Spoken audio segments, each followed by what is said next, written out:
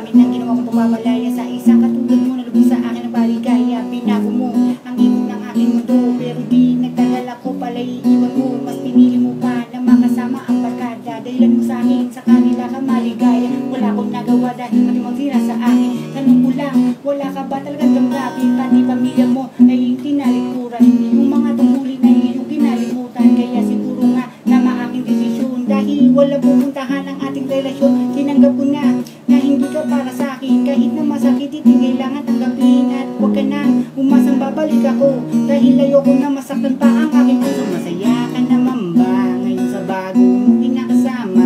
Sana sa piling niya ikaw ay lumigaya, bakit iniwan mo akong nag-iisa?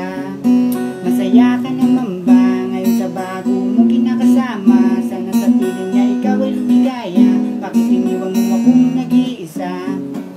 Alam niyo ba, pinangarap ko mabuhay ng bayapa, pero kung tukso talaga ba sa akin ang atagana? Paano makakaiwas kung ako pa ang lumalapit? Kaya kung ganito ngayon ako kumakabit, ako ay nagsisisi sa aking mga nagawa. Paano ko ibabalik mo ito'y wala na nga?